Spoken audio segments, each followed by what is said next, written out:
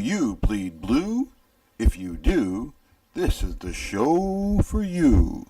The Bluenote Fan Report, hosted by the Hawaii Blues fan. Aloha! Welcome to the Bluenote Fan Report. I'm Guy, the Hawaii Blues fan. This is the program that is by a fan, for the fans, and about you, the fan. I'm excited, happy, I'm ready to get a good episode out. Been a little bit since I got a full episode out. Well, we're getting one out today. I promise you that. The Blues are on a 2-game winning streak.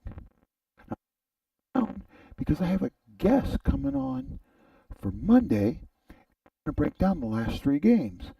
The game against the Kings, the Ducks, and today's game against the Sharks. Tough game. I had a special telephone interview. It's audio only, but it was with Jake Allen's agent, Allain Roy. He had some interesting stuff to say. I can't wait to play it. And I've got a full slate. I got a fan of the game whose birthday was a couple days ago that I missed. Really nice tattoo that I've been trying to get on for a while. Finally got hooked up. And a nice pet. Got a full show for you today. So without further ado, why don't we get started and talk a little bit about the Kings and the Ducks. Well, Blues fans, the Blues are out west. They had a back-and-back against the Ducks and the King, which really isn't that bad because there's not a lot of travel. It's a short bus ride, an hour and a half. So it's not a big deal. Playing the Ducks, that game, I don't want to get too much into it because I promised my special guest on Monday that we break it down because he had some stuff he wanted to say. But it should have been a lot better than what it was. It was a great win. Well, let me rephrase. Yeah, it was a good win at the end, but the game in the whole wasn't that good. And my opinion, we'll break it down later. Jake Allen comes out against the Kings the next night and does what a good goalie does. After a bad outing, he pitches a shutout. Allain talked about that, and I can't wait to bring that up. So that's what I'm going to do. I'm going to bring up St. Louis-based agent from the WA Sports Group, Allain Roy. Take it away.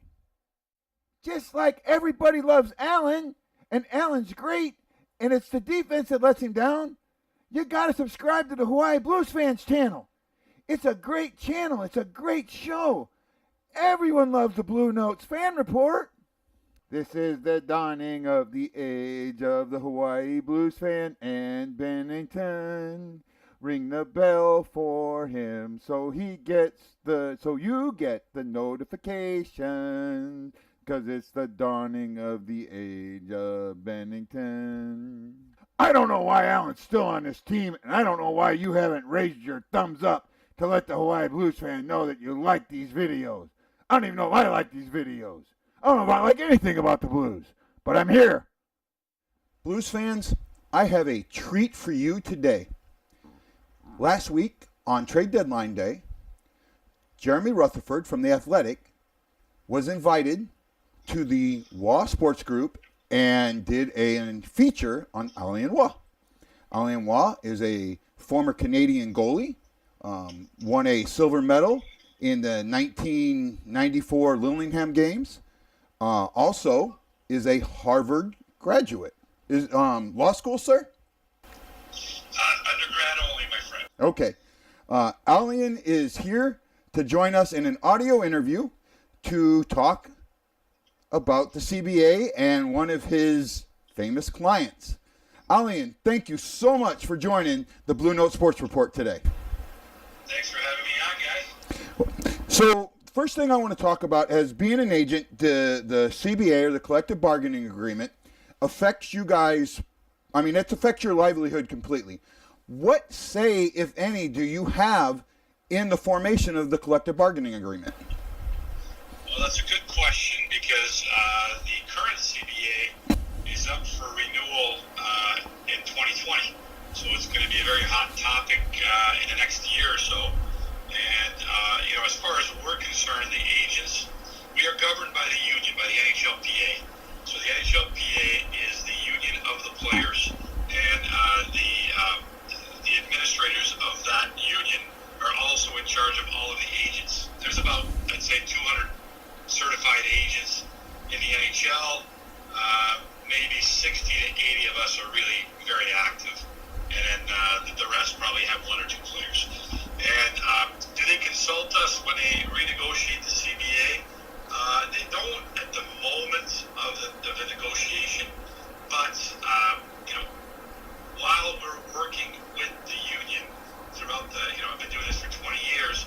I talk to the union every week, and I'm sure that they have dockets and dockets of notes about the CBA that are brought to them from all of the agents based on our questions and knowledge and some of the loopholes or some of the problems we run into in the CBA, because the CBA is a legal document. Everything's a legal document. Once you start using it in practical terms, usually sheds light on either loopholes or issues. So as we go through a season, negotiate contracts, or talk about player benefits, there are often issues that come up that will be a point of contention in the next CBA negotiation, and that's where the union comes in and they negotiate the next CBA, and will hopefully help make improvements to help the players. And same goes for the other side on the team side. That's great insight. So one of the things that, so I know, I doubt you're probably in any of the Facebook groups, but I'm a big Blues fan, and I'm in the almost every Blues Facebook group that I can find and that'll let me in. You constantly hear, trade, this player played bad, trade player A for player B, or trade player B for player C, and all of that. So my question there is, how does the CBA affect how a player is traded? Well, on the trade side, some players have no move or no trade clauses, which definitely has a big effect on whether you can or can't be traded. And if you have one of those clauses, and it just so happens to be there's a team that wants to trade for you that's on your no trade list, or you have a no move clause, it does give you a large amount of leverage to say, okay, well, you know what, I will talk to that team, but I want to negotiate a contract. If your contract is expiring, I want to negotiate a contract with them before the trade is effective. So that is one way where the CBA really helps the player. Another important way that the CBA protects the players is player benefits.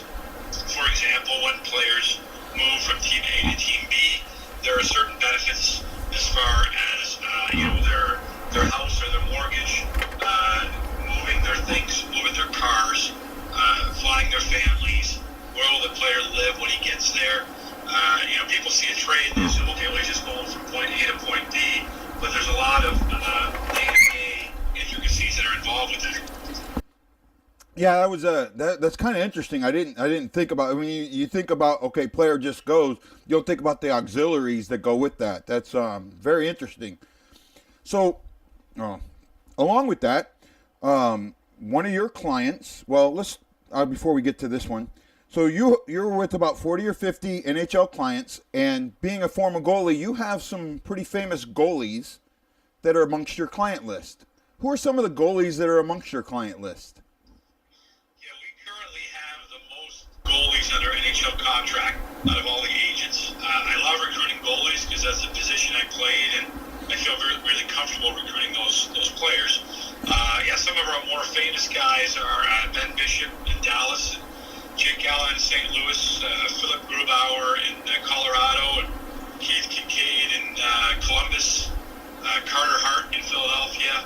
So we've got a pretty good list. I think currently we have 16 or 17 goalies under NHL contract. That's amazing. So you picked two names, and I'll talk about the lesser of the two as far as Blues fans go. Carter Hart is having an amazing year, and there's talk about him possibly being a Cadler Trophy candidate. So I don't think he's going to win it because of Peterson, but when it comes contract negotiation, him being in the final three, does that help contract negotiation?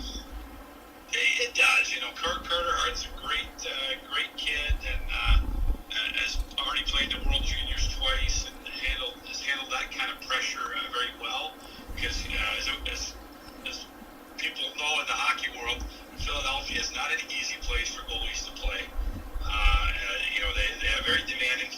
Yep. And Carter has handled it very well so far. It's unfortunate he got hurt there because he was on a pretty good run. Mm-hmm. But hopefully should be back soon, and I think the future is pretty bright for that kid. Yeah, I think it is. I think it is too. Sorry. Go ahead, sir. When it comes to contract negotiations, obviously when players are up for major awards, that is good leverage. But Carter being a first-year guy, we have a little bit of time left still on his current contract. So, we got some time for him to hopefully get nominated for other awards in the next few years. I see him being one of those guys that could be around. I don't think he's a flash in the pants. His style, I think, suits where he's playing right now. He's got a really good glove, and that with the Philadelphia's porous defense is most helpful. Yeah, he's such a likable personality. Actually, right before you called me, I was looking on Instagram, and he did some kind of pizza party with a second grade class today in Philly after practice. So he likes doing that kind of stuff, and he's a really likable person. So that always helps too. Well, before I get to your other client that is would interest Blues fans, one of my fans or followers or very good friends of mine, Bob Kolzak, wanted to know who would be your dream client. Actually, no, I'm sorry, it was Ted Diedelman that wanted to know that. Who would be your dream client? Dream client? That's a tough question. Because there's great players, but then there's really good personalities. I would think that like an Alex Ovechkin would be an interesting client because he is a great player, but definitely has that, as we saw when he won the Stanley Cup, has that outgoing personality and is not afraid to whoop it up for the camera. So those kind of guys for me are intriguing because I think the NHL needs more and more bigger personalities that really you can market the game with. Oh, I agree with you. For me, one of the things that I remember was a couple of years ago, I think it was at the Columbus All-Star game, when they used to do the picking the players for the team, and whoever got picked last got a car, and Ovechkin wanted to get picked last so bad, right, to get that car, and everyone's thinking, why did this guy want a car so bad? Well, it turns out he wanted to win that van for some handicapped kids that he was associated with. So definitely on the top of my personality list. Hate when he's playing against us, though. He's a tough player to play against, for Right. sure. Well, now we get to the question du jour. You are Jake Allen's agent. Is that correct? That is correct. Well, Jake Allen is, and I'm going to use this politely, embattled somewhat. I'm actually a Jake Allen fan. I like him. I think that there are things that happen on the ice that the average fan doesn't see. But along with that, with being Jake Allen's fan and having some of the issues he's had, what do you as an agent tell him along with that? Well, Jake and I go way back. So Jake is actually from New Brunswick, the same province I'm from. And he's been a client since he was 15, so I want to say now almost 13 years.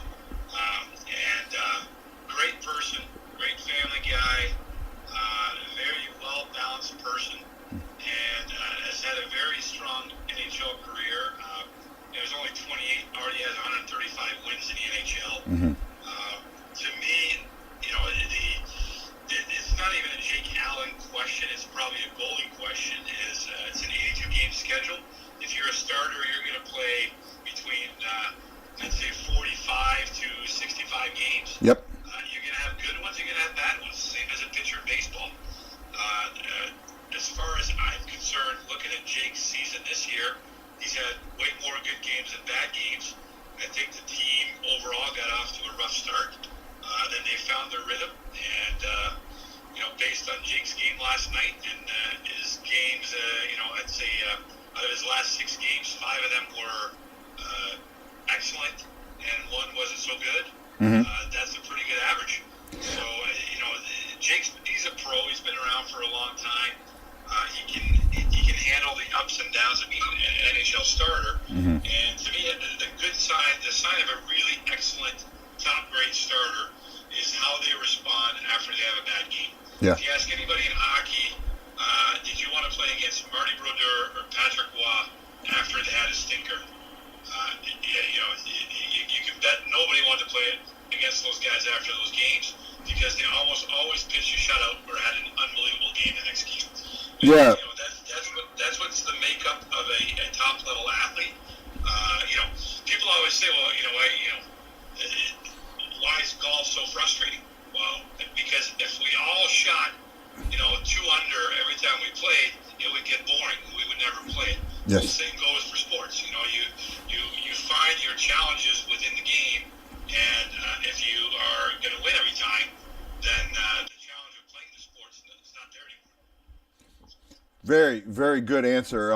I like Jake Allen. I see the positives in his game a lot more than I see the negatives. But just like any goalie, I mean, even Martin Brodeur gave up that soft goal every now and then. It's how you respond to it, like you said.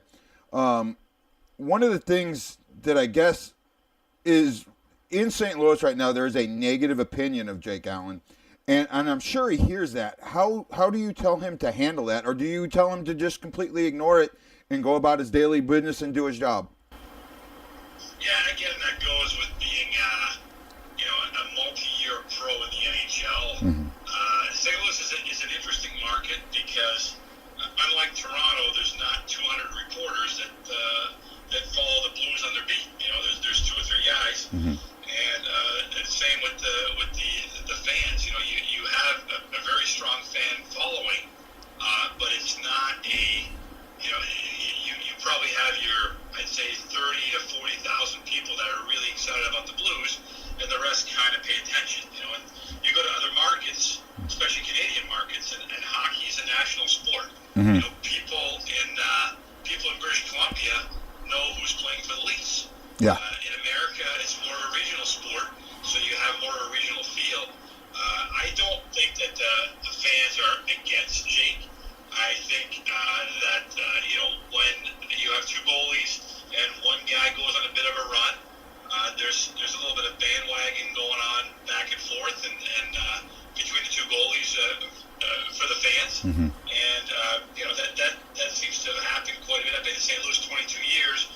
And I've seen it before Jake, and it's going to happen after Jake. Mm-hmm. And, both goalies have been great this year. I mean, not to take anything away from Bennington, he's been unbelievable since he's been in the NHL. So, Mm-hmm. And Jake's a good pro. Like, he understands there's ups and downs. He understands there's a flavor of the day, and then the next day you're not the flavor of the day anymore. Then you come back, and you can't get too excited about that stuff. You have to be what we call a flatliner. And that's what Jake is. Jake knows what his job is. His focus is on his job, and that kind of stuff, the fans or the media, it really does not faze him. That's good. Well, there are actually 3 types of Blues fans when it comes to goalies. There's the ones like me that believe that Allen is a good goalie and that there's just this circle of distrust that's happened, and the defense is letting him hang out to dry, or he lets in the odd goal that he should have stopped at the wrong time. Then you have the ones who believe that this is the age of Bennington and go absolutely nuts. And then there's the third set, and that is the set that unfortunately just wants Allen gone for a bag of pucks and a couple of hockey sticks. And believe it or not, there are a lot of those out there.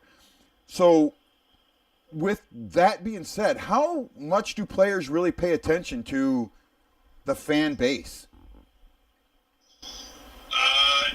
I would tell you that, for the most part, they don't and they shouldn't. Mm-hmm. You can't, I guess, basically base your emotions or your emotional intelligence on people who cheer for a sport because some of them are educated, some of them are not, as far as the sport goes. And some of them have an agenda, some don't.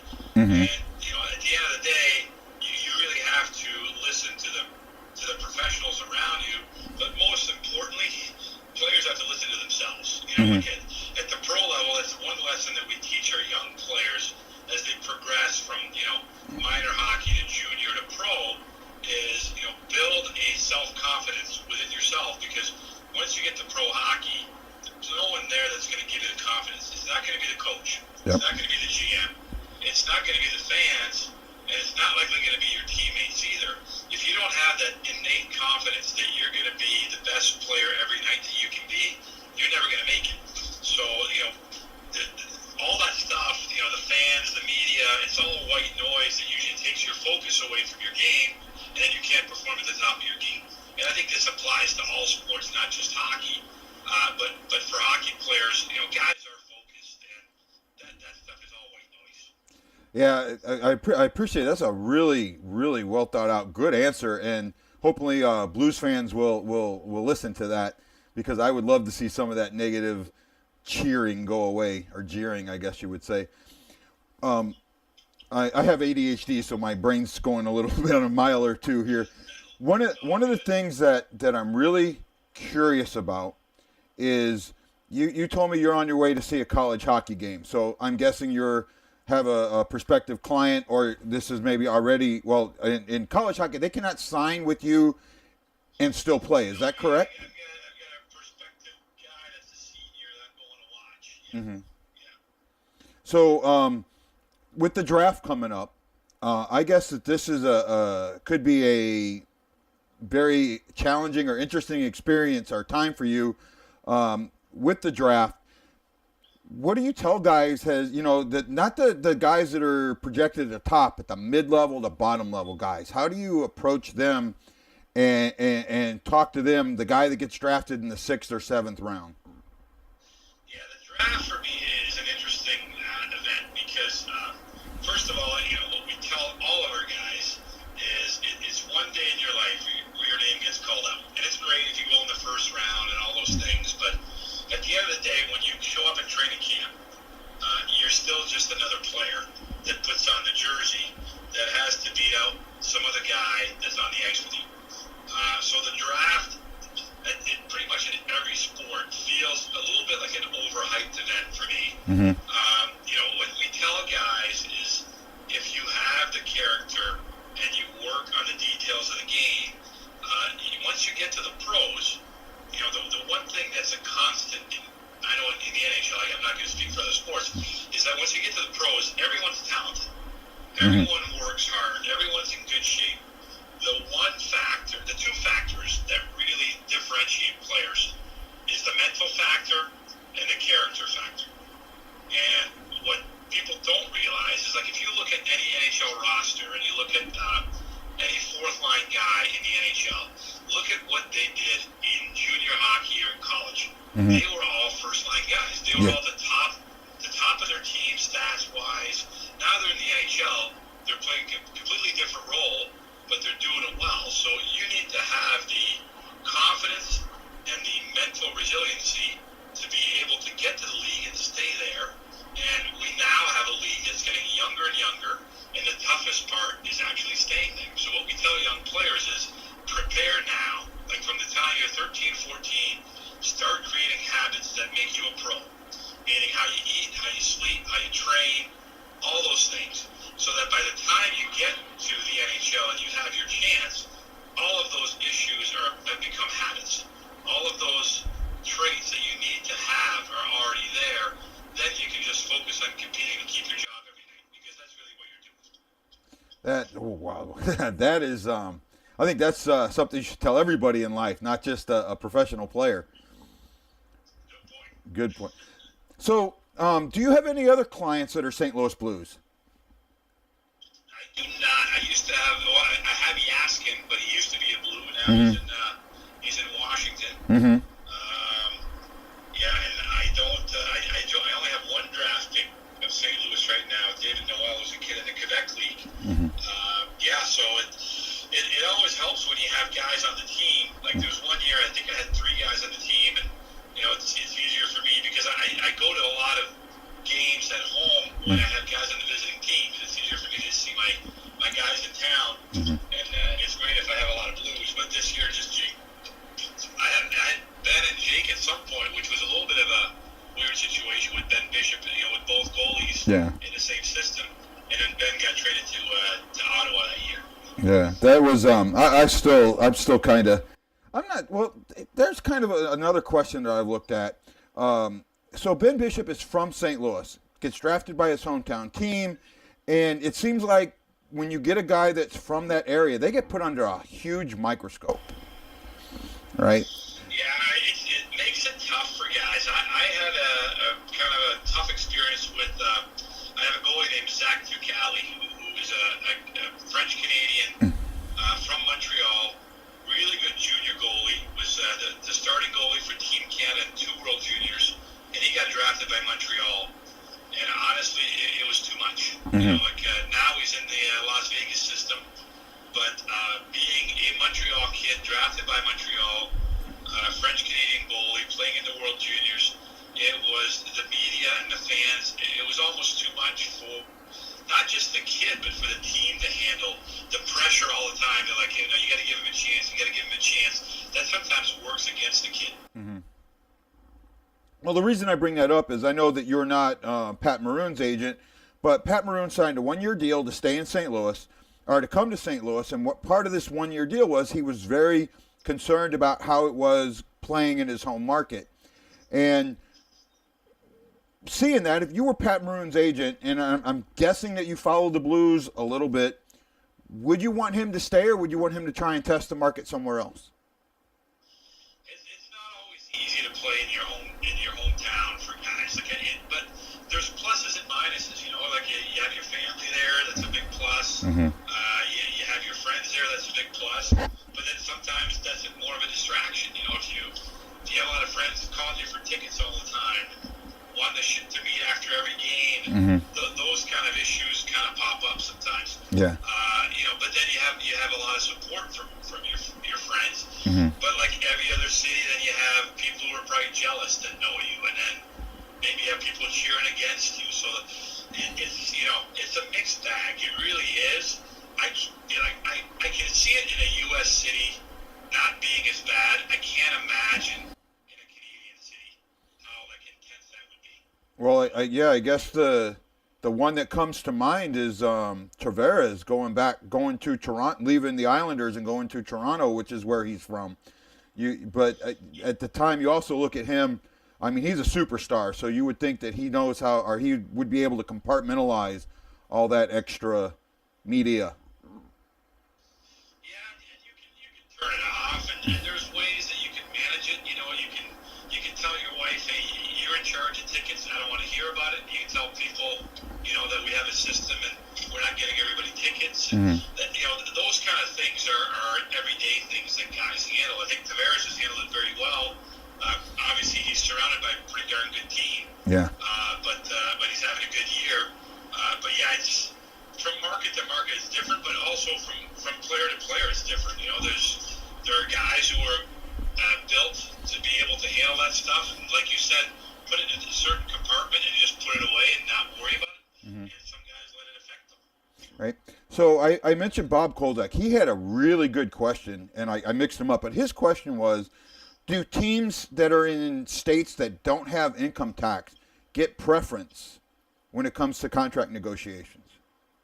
That is definitely a big point that's always brought up when you have a free agent.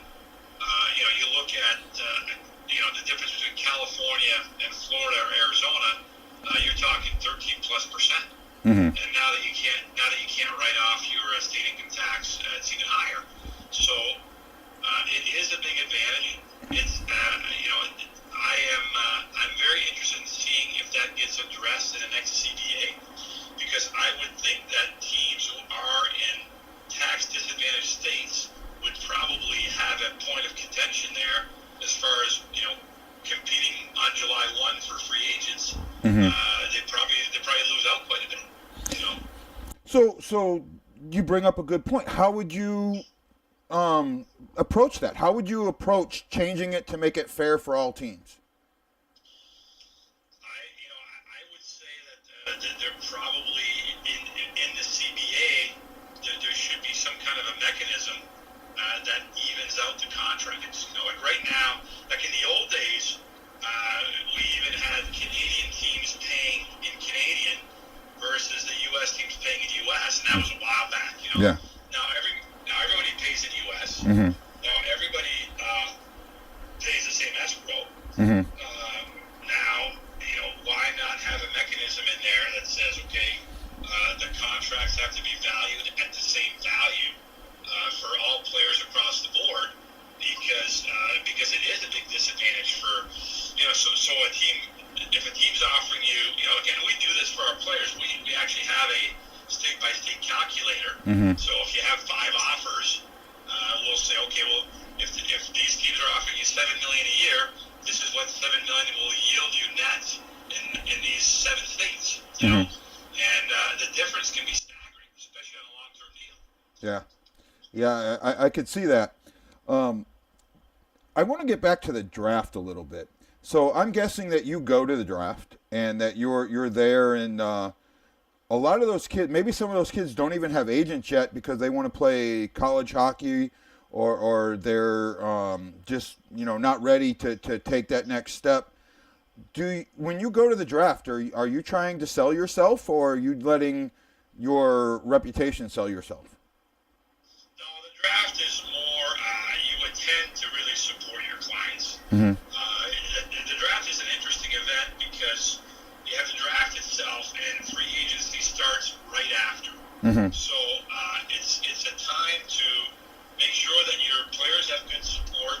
You make that last push to try to get guys jockeying for position with certain teams to get drafted. And then, they physically, the NHL is the only league that actually has a physical draft that all players can show up at. And that sometimes causes an issue because you have players who are ranked late but still are intent on showing up. And if you don't get drafted, it makes it for a very long day because they have their family there. It's a lot of pressure. It's a very bittersweet day. Like the one thing I have to say about the draft is there's always really good surprises and really bad surprises every year. And you have to be ready for both. Right. But on the other hand, it is a kind of a grand event for the NHL. Everybody's there in the hockey. So for us, it's a really good place to do business, even outside the draft, and kind of get ready for free agency and all those things. Yeah. And now the draft's not one day; it's 2 days. It's 2 days. Yes. 2 days. The first round's on Friday night, and then the second round starts on Saturday morning. So that's always tough because if you have a guy ranked like kind of late in the first round and he doesn't go Friday night, he has to wait till the next day to get drafted. Yeah, and that I guess that could be a little disheartening for some guys, and also could put a chip on the shoulder for some guys. It does, but if you have a really good pro athlete, he uses that as motivation, and I've seen many guys do that. Either not get drafted or get drafted later, and they have this "I'll prove them wrong" attitude, and that serves them well. Costin kind of reminds me of that. He was the number 1 rated European skater, but he had an injury that had kind of diminished him a little bit, or at least his stock, and he ended up going to the Blues, who they traded Ryan Reeves for the 30th or the 30th pick. So I guess, he hasn't come up yet, but I'm hoping that he's kind of using that as motivation, or at least I would think he would, to get to that next level. Yeah, he's a good player. Seems to have like all the tools. The issue is St. Louis does have quite a few good young forwards, so it's tough to find your spot there. Yeah, I understood that. So let's talk a little bit about trade deadline day. There was something, I read the article that was done by Jeremy Rutherford in The Athletic. Great article, by the way. I thought he represented you very well.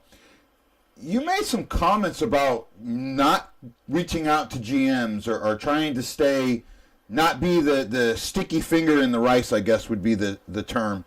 How do you determine which GM I guess you kind of get a feel for which GMs you can talk to and which GMs you can't. Well, yeah, we talk to all GMs, but it's like anything else. The 2 things in our job that are kind of the kiss of death as far as getting business done or getting good deals done. Number 1 is if you oversell your players, like you're not realistic about what your player really is, then usually the GM stop listening, especially if you're trying to get them drafted, that kind of stuff. The other one is if you're constantly annoying these guys about issues that you don't need to be annoying them with, or calling them over and over again about a certain issue that you already know the answer to, eventually they just stop answering the phone. And I've known a lot of agents that have fallen into that category where GMs are like, whatever, you got caller ID, that's the reason why they have caller ID. You see that guy call, you don't answer. And you don't want to be that guy because you want to be efficient for your players. So for me, the importance in that one is you want to have a relevant conversation when you're talking to a GM. You're not just calling to waste their time. And I think there's too many guys in our industry that are maybe either too self-important or not self-aware enough that make that call all the time. And then the GMs are like, well, whatever, I'm not talking to that guy until I have to. And then it becomes very difficult to do your job because you're trying to get information from teams and you're not getting it. But if you are professional and you make relevant calls, they always answer. And that was the point I was trying to make in that article. Oh no, I thought it was really good. I was absolutely very impressed with the way that day went down. I would have expected an agent to be like going berserk, because you were getting calls from numerous different players telling you many different things, and you get kind of the 5,000-foot view of what's going on with draft day, and you were able to pick out, well, this team's probably going to move this guy, or this team might move that guy. It was very interesting for me to hear and see that. Yeah, I thought Jeremy did a good job. You got to hang out. You got to hang out with him for a full day, and he brought a good. He did a good descriptive job of it for sure. Right. Well, so as we're moving on, I don't want to take too much more of your time. I do appreciate you calling in and talking to me.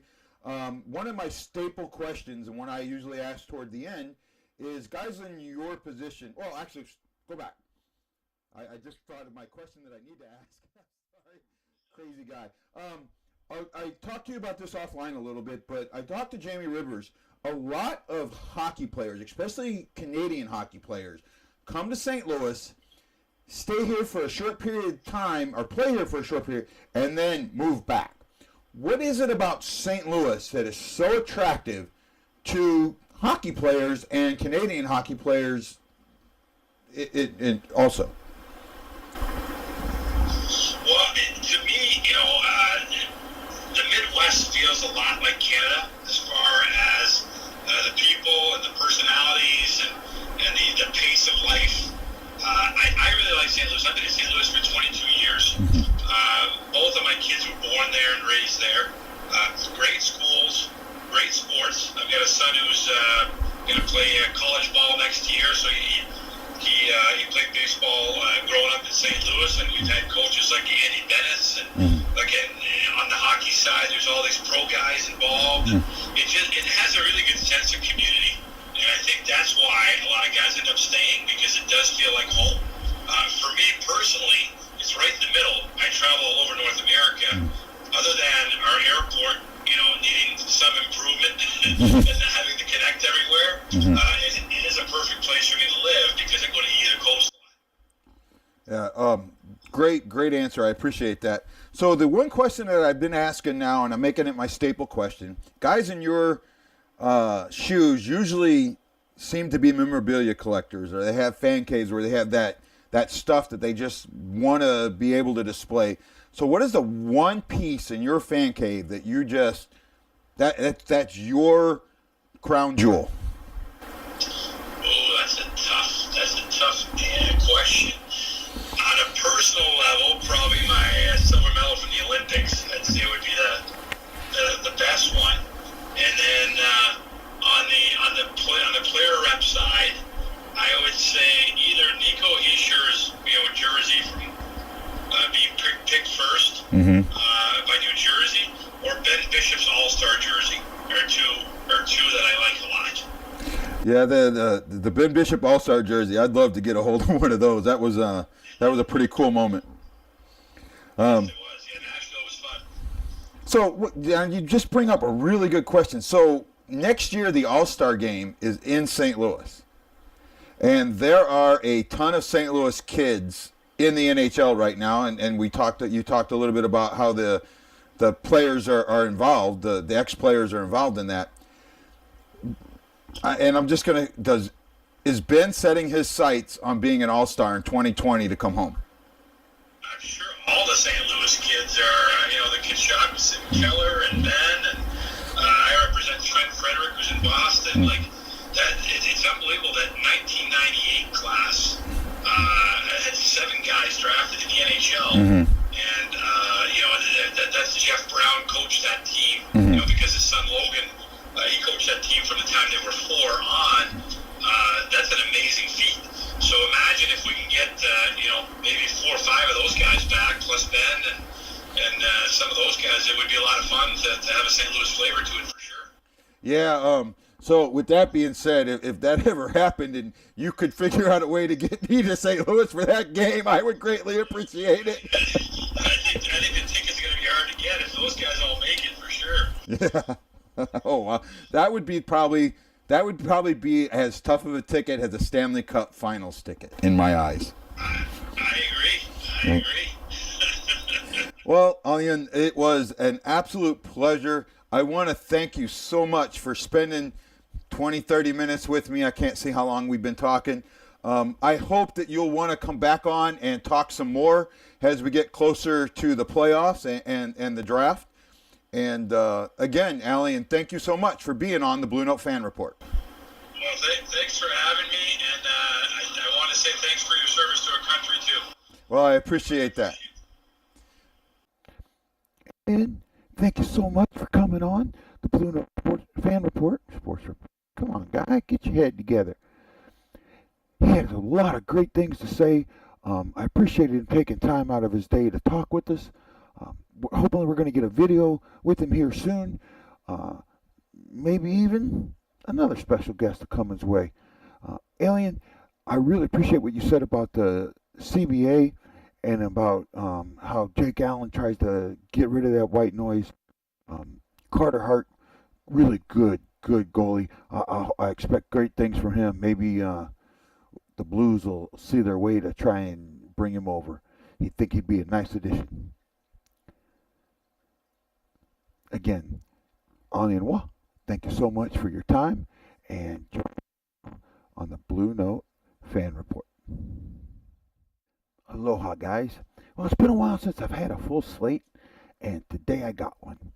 My fan of the game, I've talked about before, how sometimes I peruse the groups and see something that jumps at me. Well, today, that picture jumped at me last week. That young man is Ben Maines. Ben lives in Nebraska and last year became a huge Blues fan while his dad was playing PS4 NHL 18 and 19. Ben just started wanting to learn the players, learn how the game was. His dad was already a Blues fan, being from Missouri. So I reached out to Jim Maines, Ben's dad, and said, hey, I'd like to make Ben a fan of the game. Well, 2 days ago was Ben's birthday, and I wanted to get a video out, and unfortunately I didn't get it out in time. And Ben, I'm sorry, but I want to say happy birthday. I'm more than glad to make you a fan of the game. I love that you're trying to learn the game of hockey, and I'm sure up in Nebraska you can convince some of your friends. Ben, you keep cheering for the Blues. And the thing about Ben was, while he was at the game, he had a story about how he got a puck. And I could tell you the story, but I think I'm going to let Ben tell you in Ben's words. Ben? Hey, this is Ben, and we were just at the Blues game for his birthday. And one of the coolest things happened while we were there. So what happened when we got to the arena, Ben? I got a puck, and this is how it happened. We went to the arena, we found our spots, we went to go to the glass, but there was so much people there we couldn't go. We couldn't do it there. So we went to the other side of the arena, and then I put up my sign, and O'Reilly came by and pointed at me, and then thrown me a puck. And I felt it on my hand, but it went in, and I couldn't catch it, and it went under the seats where no one could get it. So then I put up my sign again, and Vladimir Tarasenko pointed at me and flipped the puck, and I caught that one. Then I had to go to the restroom so bad, so we did that, and then we took a bunch of pictures. Yep, that's pretty much how it went. So when the Blues came out to warm up, what happened? Pareko was like this far away from me. Who's that? Who's Pareko? Colton Pareko, number 55. Oh, do you like him or something? Yeah, he's my favorite player. He is? Oh, okay. He's like right here, Right. and I'm like right over here. Alright. So then what happened? So we went. So after we went to the restrooms, we had to go back to our seats to stop the warm-ups, and Dad had to get, I think, some beer or whiskey. Ben, thank you for being our fan of the game, and happy belated birthday. Aloha, Ben. Now it's time to move into the tattoo of the game. Now, I've been trying to get this tattoo on for a while. There's been some misconnections and things like that, but I finally got it. Clinton Buckley has this tattoo. It's the Bluenote, breaking through the skin. I've had one similar. This one was done by Aaron, Diablo Inc. in High Ridge, Illinois, I think. Maybe Missouri, sorry. Blanking out. I love some of these simple tattoos. You know, the Bluenote. The Bluenote is classic. And we can always just, a simple Bluenote behind the ear, on the back, at the rib cage. Very nice. But this one is one of those where it's just trying to break through. You can see the folds of the skin. This shows your bleeding blue, that the Bluenote lives within inside you. Clinton, this is a great tattoo. Aaron did a wonderful job. Thank you for allowing me to show your tattoo of the game. Sam Manzella is a Navy vet like I am. He's reached out to me a couple different times on one of my military groups and through the Facebook groups, and we've been having some good chats. And I said I needed a pet, and Sam goes, well, what about Bo? And I said, Bo? And he said, yeah, he's a 2-year-old white golden doodle. That's Bo. I was like, cool. Bo liked the Blues. He said, Bo doesn't leave my side when I watch the Blues. Stays right there. Barks when they score, and I jump, and when I get mad, he growls. That's kind of cool. Sam, beautiful dog. Thanks for allowing Bo to be our pet of the game. Now, guys, last episode I talked about using the hashtag for a giveaway. Well, now it's time to show you and tell you what that giveaway is. I have, and I'm not sure how well you're going to be able to see it, 4 of these posters commemorating 50 goals in 49 games. And being that this is a couple days ago was the anniversary of Brett Hull being traded to the Blues, I think this is a wonderful addition to anyone's man cave. I have 4 of them to give away, and the way I'm going to do it is you can put any hashtag, one time per page. You can put it on my Facebook page, the Hawaii Blues Fans Clan, any hashtag there. You can put any hashtag on the last episode, this episode, or any episode up to the Sunday's game. When I put Sunday's episode out, that is the last one that you can put. That's the 17th, Sunday the 17th, game against Buffalo. That's the last episode that you can put a hashtag on. You get 1 entry per episode, and you get 1 entry on the Hawaii Blues Fan Clan. Once I have all those entries, I'm going to take them hashtags, mix them up, pull out the hashtags, and whoever hashtag, the first 4 hashtags I pull out, will get this poster. These posters are courtesy of John Hefner. John, I want to say thank you so much. Now, John has been one of those guys. John had pet of the game with Sam, and he's been one of those guys that's really like reached out to me. He has, at the same time, been one of my biggest fans, been one of my biggest critics. Guy, you did this wrong. Great episode, but you missed this or that. And Sam, or not Sam, John, I can't tell you how much I appreciate you. In fact, I appreciate you so much that as of today, you're Hall of Famer 003. Thank you, John, and congratulations on being there. Now, as we end this episode, and just before Ari tells you what she normally tells you, I want to say something. There are some people out there that don't like me or what I'm doing or think that this show is not very good. Well, you know what? Sit on it. I don't give up. Rats behind. This is my show. I'm going to do it as much as I want. I got fans out there that like it. And be who you want to do what you want to do. But I'll tell you what, if you want to come on this show and debate me, come. Bring it on. I'm ready. Debate is great, and I'm not running from anybody. I put my face right out in front of you. It's here for you. Come get it.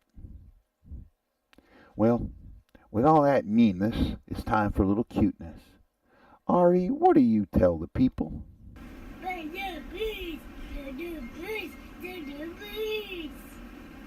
That's right, Miss Ari. We tell him, let's go blues, because your Uncle Guy, the Hawaii Blues fan, is bleeding blue with you. Aloha, Blues fans. See you soon, hopefully with the new interview.